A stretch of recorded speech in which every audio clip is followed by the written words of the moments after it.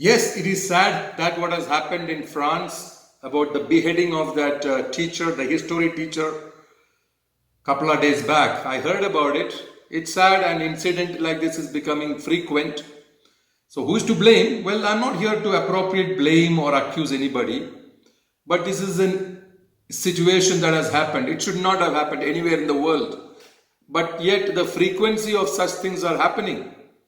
So it's about an immigrant who's probably has come as a refugee to the French land. So the authorities in France should have screened the people before they let them in. So the border control of France should answer how did this person enter that country who has got a fanatic brain, who is into extremism and who can kill. Now, what is offensive and what is not, it's a matter for the court to decide, so that everybody should not take law into their own hands. Of course, it's a case of fundamentalism and extreme behavior. In any which case, I think much extremities should be avoided. Whatever be the ideology, whatever be the cause, maybe social cause, maybe economic cause, maybe whatever it be, competitions. In any which case, I think extremities without intelligence should be avoided. But in this specific case, France is known to have separated the religion from the government.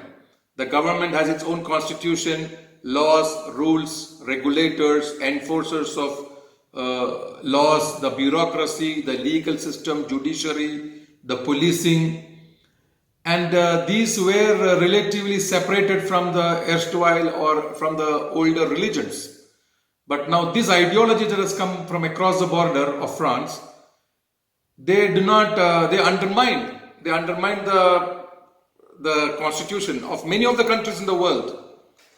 Even this is same case happening in Assam, state of India, and many places where this invading ideology, the invading culture, they are now undermining the governments, the constitution, the rules, the laws that they should be abiding with.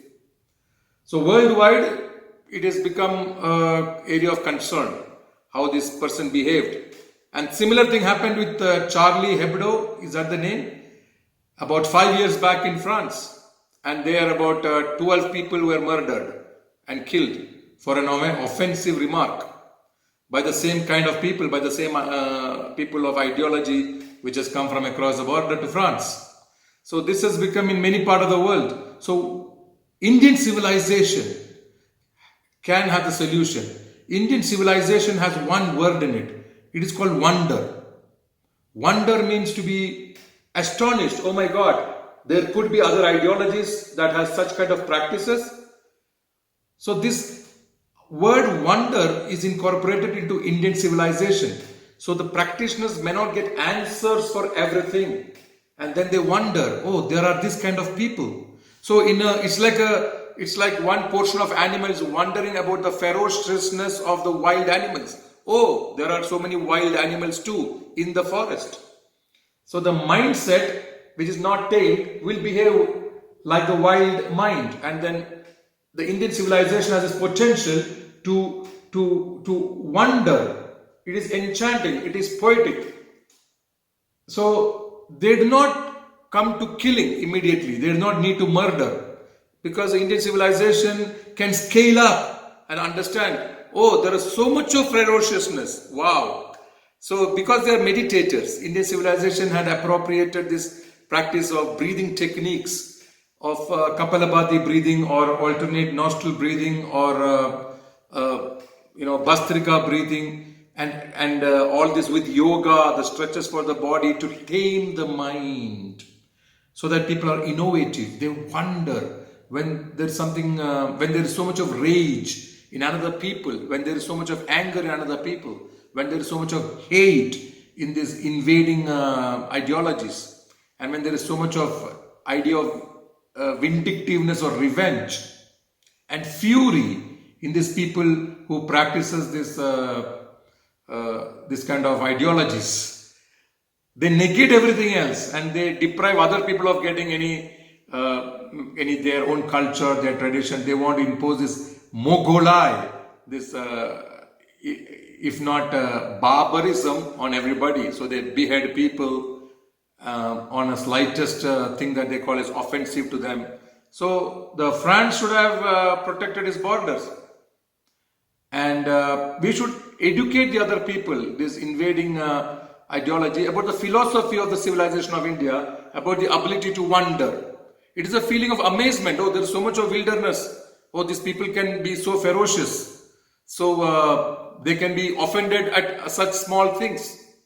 So such kind of phenomena are available in the civilization of India. So I recommend to resolve all this, the Indian civilization should be uplifted, it should be upgraded, and it should be upskilled.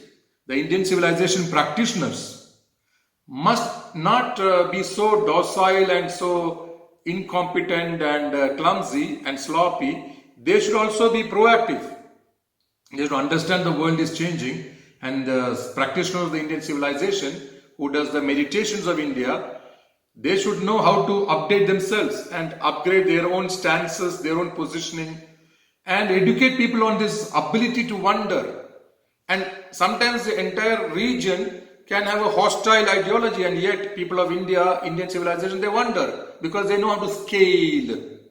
They're not concerned about one offensive remark or one offensive person, because the entire region can, an entire community, an entire society can be up in arms with the Indian civilization, and yet Indian civilization can bear it all, their forbearance, because they know how to scale and they wonder, wow, such is the creation. So if you have faith, then you need not have fear. So people of Indian civilization, they were founded on more faith than fear. And this invading ideologies, they are founded on fear and greed. And belief maybe something which is locked into a scripture.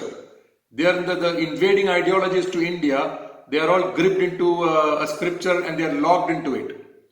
And so they have no possibility of innovation because they are locked into it. They scripted that this is the punishment for such an offense. And that's a limited scripture. The scripting is very limited. It has no, even the scripture inside has no possibility of wonder outside of it. Whereas Indian civilization has possibility of reaching out and wonder because they meditate. So not everything can be scripted. And so there's opening in Indian civilization. So people of India who practice Indian civilization should proactively participate in upgrading their own scripture, in upgrading their own practices. And they themselves must subscribe to do the breathing techniques themselves and meditations and the tradition and culture by which they used to invoke the reverence, invoke the sanctity, the serenity, the harmony, the tranquility, the sacredness. The Indian system knew how to make there was a process to make something sacrosanct. There was a procedure to make something sacrosanct. And that is, that works. Not just go and kill somebody because they put out something which is you thought is very offensive to you, because these ideologies are very timid, very fragile. These invading ideologies are very, very fragile. That's why they had to invade, they had to capture, they had to have captives, because their scripture perhaps drives them to do that, because it itself is not full and total and complete about human transactions. It has much more improvement to wish for. And so the practitioners of these visiting ideologies to India and who go as refugees and immigrants, this specific person who killed the professor, the teacher, was an immigrant. So they should know to respect. They have no respect, they have no dignity to all the other civilizations. They cannot find appreciation in another civilizations. Whereas Indian civilization is so uplifted by itself that it can appreciate the creation in its wholeness, the holistic method of appreciation and wonder. Oh my God, there are ferociousness, there are barbaric people. And if the practitioners of Indian civilization were sincerely doing the breathing techniques and the meditation, they will know how to retaliate, because they are not inside an insecurity, that they have to convert other people to their faith systems or belief systems. See, these ideologies that is invading and capturing, they are all on belief of a book and a single book. And it is not possible for a single book to capture the entirety of creation. So this scripture itself is needs some kind of scrutiny and improvements, and the practitioners themselves, who are the invaders to India, should gear up to be able to wonder, oh, there are so many pluralistic, inclusive, accommodative civilizations. Now, here is a differentiator. The practitioners of this book, they have no solace, they have no relief in their brains, because they have no practices to bring solace and relief other than excess of greed and fear. More wealth and more security systems for them, and more threat that they will give to the more threat that they will give to cultured people or civilized people who are in meditation, who are not provoked easily, so these people, these visiting ideologies, these invaders, they are full of rage, fury, and they want relevance only through having an enemy. They need relevance only by having an enemy and by defeating an enemy. Otherwise, they do not experience a relevance of existence.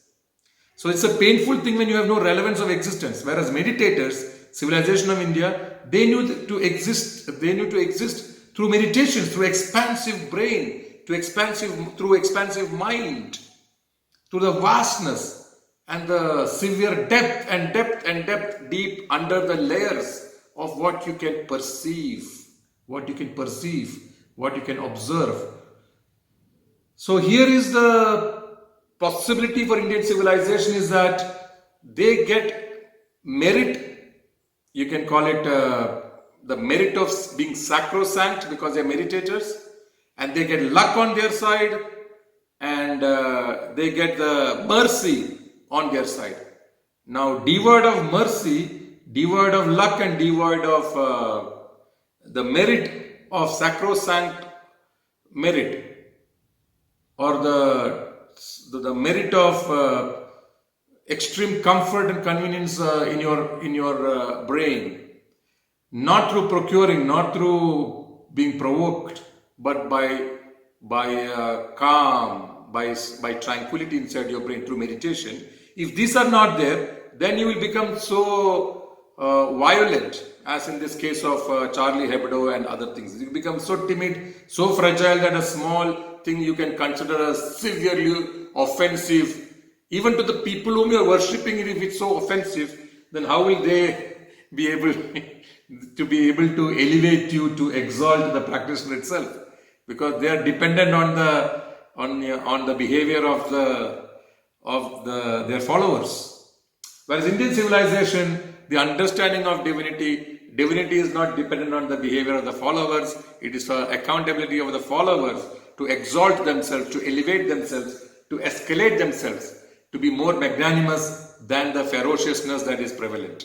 So be in wonder that such things can happen. Indian civilization has these possibilities. Discover the opportunities, and let us be able to educate people, enroll people into meditations, and make more subscribers to techniques of breathing.